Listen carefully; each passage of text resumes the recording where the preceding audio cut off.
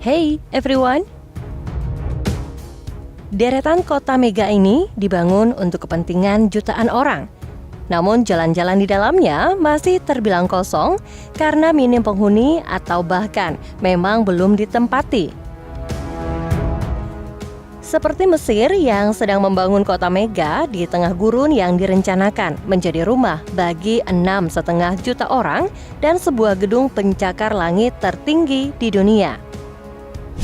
Kemudian, rencana pemindahan ibu kota Jakarta, salah satu kota terbesar di dunia, ke sebidang tanah yang masih kosong di wilayah hutan. Kira-kira apa yang terjadi di balik rencana tersebut? Mengapa beberapa negara memutuskan untuk membangun kota yang benar-benar baru? Kali ini, kita akan mengetahui lebih jauh apa yang sebenarnya terjadi di kota-kota aneh berikut dan mengeksplorasi apakah rencana yang dibuat berhasil atau gagal. So, langsung saja, check it out!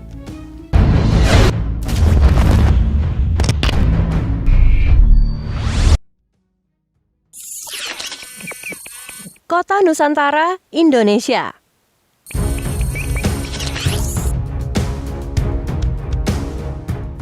Kota baru Nusantara akan menggantikan ibu kota Indonesia saat ini, Jakarta.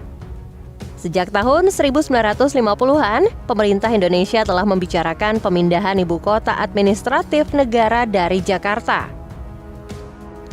Pada Januari 2022, Badan Legislatif Negara akhirnya mengesahkan RUU untuk memindahkan ibu kota ke situs hutan yang jaraknya lebih dari 2.000 km.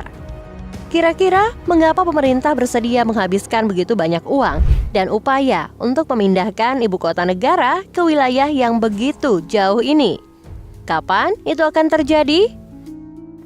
Well, Jakarta terkenal dengan kepadatan dan polusi, penuh kebisingan dan asap sepeda motor dengan hampir 11 juta penduduk di kota dan sekitar 30 juta di wilayah perkotaan yang lebih luas.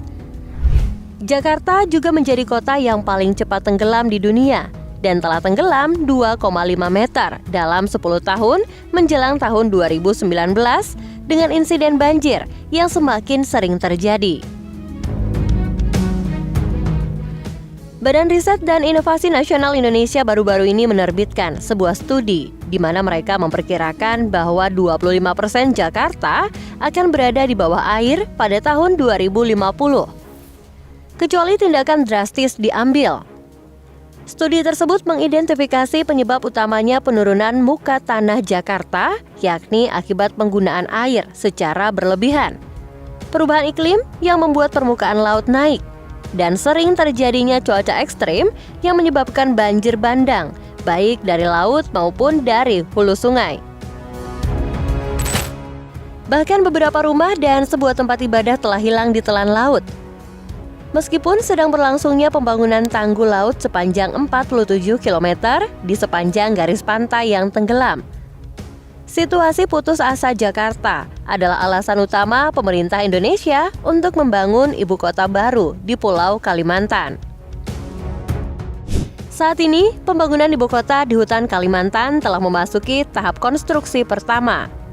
Rute, akses jalan, dan situs pembangunan utama pemerintah telah dibersihkan dari pohon. Kota baru ini akan disebut Nusantara yang dibangun di atas lahan seluas 2.500 km persegi atau 3 kali ukuran kota New York.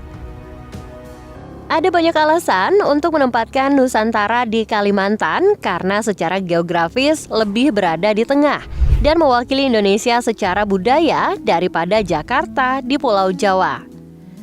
Harapannya, konstruksi Nusantara akan mengurangi kepadatan penduduk di Jakarta sambil meningkatkan pertumbuhan ekonomi di Kalimantan dan di seluruh Indonesia.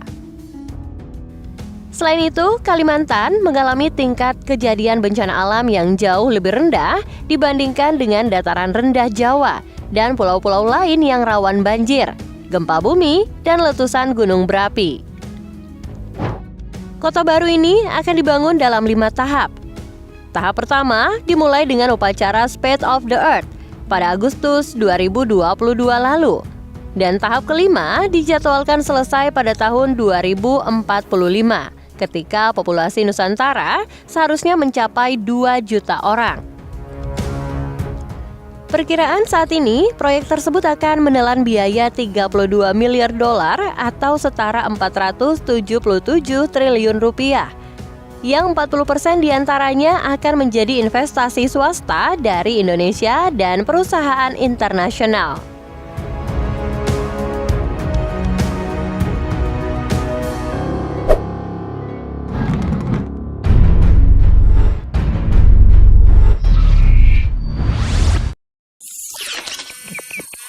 Naypyidaw, Myanmar.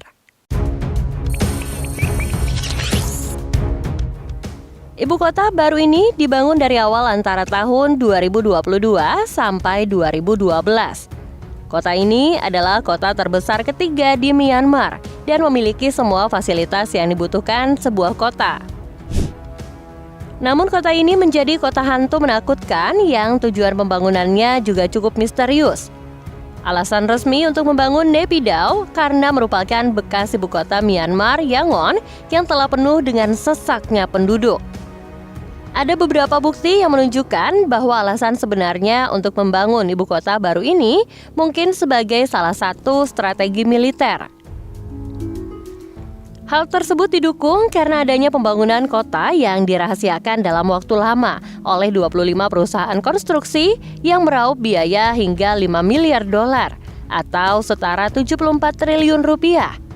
Lalu tiba-tiba pada tahun 2005, pemerintah mengumumkan akan memindahkan kantor pusatnya sejauh 320 km dari Yangon ke kota baru ini yang hampir tidak pernah didengar oleh siapapun. Selain itu, terdapat jalan raya 20 jalur yang cukup besar untuk dijadikan landasan pacu pesawat. Secara keseluruhan, Naypyidaw tampaknya menjadi ibu kota paling aneh di dunia. Walaupun populasinya sekarang tumbuh sekitar 6% per tahun, total penduduk saat ini masih hanya sekitar 750 jiwa. Angka tersebut jauh di bawah 9 juta jiwa yang semula direncanakan pemerintah untuk ibu kota Naypyidaw.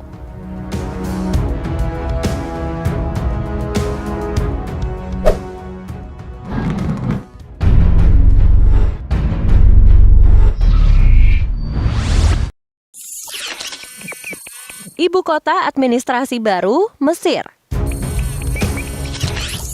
Ada banyak proyek kota baru di seluruh dunia seperti Neom di Arab Saudi, kota Bitcoin di El Salvador, dan ibu kota administrasi baru Mesir.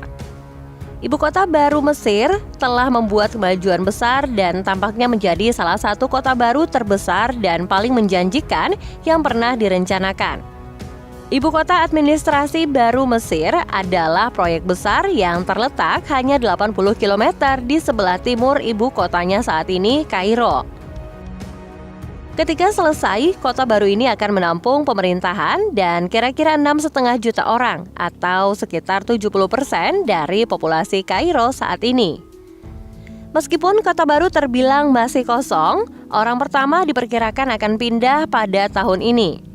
Ibu kota baru ini masih belum memiliki nama yang tepat, sehingga pemerintah Mesir mengumumkan kompetisi yang akan datang terkait dengan nama dan logo kota tersebut. Mesir membangun kota sebesar ini karena saat ini Kairo telah menampung hampir 10 juta orang dan jumlah tersebut diperkirakan akan tumbuh secara drastis menjadi 38 juta pada tahun 2050.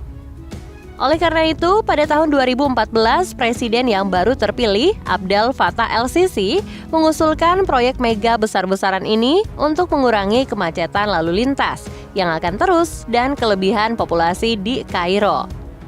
Saat ini, pemerintah kabupaten sudah selesai 98%, dan Departemen Pemerintahan pertama sudah siap untuk dipindahkan ke kota baru dan beroperasi sepenuhnya pada tahun 2023.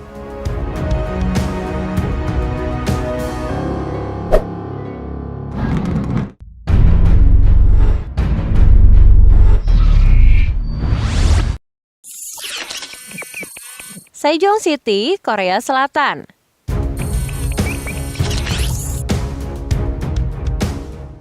Anehnya, Indonesia, Myanmar, dan Mesir bukanlah salah satu dari sekian banyak negara di dunia yang memutuskan untuk memindahkan ibu kotanya. Di Korea Selatan, Sejong Administrative City pertama kali diusulkan pada tahun 2002 untuk memerangi pertumbuhan ekonomi yang tidak merata di negara atau ibu kota Seoul yang padat. Proyek ini telah menjadi topik politik yang hangat sejak saat itu. Seperti kebanyakan ibu kota, Seoul sangat padat dan mendominasi ekonomi negara. Tetapi di Korea Selatan lebih ekstrim dibandingkan dengan tempat lainnya. Setengah dari total populasi tinggal di wilayah metropolitan Seoul yang berpenduduk sekitar 25 juta orang. Oleh karena itu, pada tahun 2007, konstruksi di Sejong dimulai dan pada tahun 2012, lembaga pemerintah mulai berpindah dari Seoul ke ibu kota baru yang hanya berjarak 125 km. Sejong sendiri telah dirancang dengan segala fasilitas yang dibutuhkan sebuah kota mandiri, misalnya ruang hijau dan penyediaan kendaraan listrik. Kota ini juga menampilkan teknologi pintar seperti papan tanda digital interaktif dan pengumpulan sampah dan sisa makanan secara otomatis. Namun anehnya, banyak orang yang lebih memilih berkendara selama 4 jam ke tempat kerja mereka di Seoul daripada harus pindah ke Sejong. Jadi, meskipun konsepnya futuristik dengan perumahan kelas atas dan ruang hijau yang luas, Sejong dikritik karena masih ketergantungan akan kendaraan pribadi dan kurangnya semangat komunitas. Saat ini, sekitar 400.000 orang tinggal di Sejong dan tidak ada apa-apanya dibandingkan dengan populasi Seoul yang lebih besar dari 25 juta. Nantinya, ketika Sejong resmi menjadi ibu kota Korea Selatan pada tahun 2030, populasi diperkirakan akan mencapai 500.000 orang. Well, itulah dia guys video kita kali ini. Gimana nih menurut pendapat kalian tentang pembangunan kota-kota besar baru tadi? Apakah kalian tertarik untuk tinggal di salah satunya? Yuk tulis di kolom komentar ya. Semoga video kali ini bermanfaat dan sampai jumpa di lain kesempatan. Terima kasih.